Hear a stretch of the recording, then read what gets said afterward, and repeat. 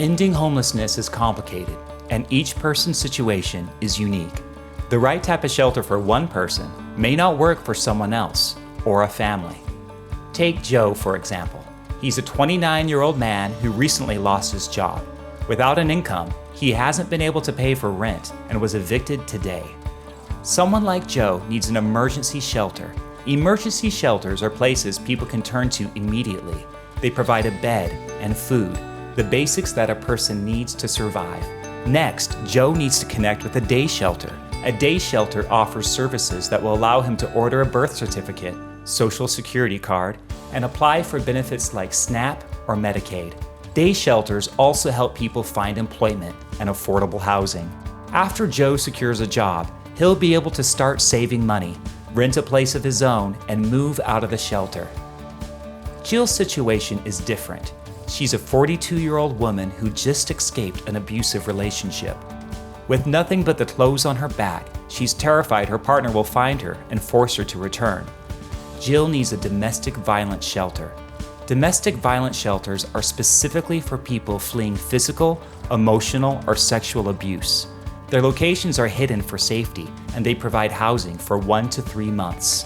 While at the shelter, victims like Jill have access to legal services, counseling, and programs that teach skills to live independently. Eventually, Jill will be ready for transitional housing.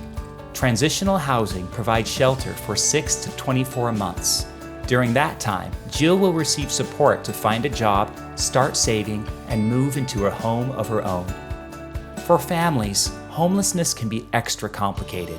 The Jones family has a young child and a second on the way. Mr. Jones works but doesn't make enough to support his growing family. Unable to pay rent, the Joneses were evicted and have been sleeping in their minivan. Families like the Joneses need an emergency family shelter. Family shelters are designed with families in mind and have family-sized sleeping quarters, private restrooms, and a place where kids can play safely. They also offer day services, allowing families to work on their next steps while staying together. After staying at the emergency family shelter, the Jones family will move to transitional housing specifically for families. There, they will receive support for their children's education, find jobs, and grow their savings for an apartment. Unlike the Joneses, Jack has been homeless for a very long time. He's 56 and recently had a stroke while living on the streets. After staying in the hospital and going through rehab, Jack was released but is in no condition for living outdoors. What he needs is a recuperative care shelter. Recuperative care shelters provide specialized care for people who are too sick or vulnerable to stay at typical emergency shelters. While at the shelter, Jack is connected with healthcare services, can apply for disability, and work towards long-term housing. After staying at the shelter, Jack will be approved for permanent supportive housing. There, he will receive home health visits and continued support as he recovers. Joe, Jill, the Joneses, and Jack were all homeless, but their situations were very different.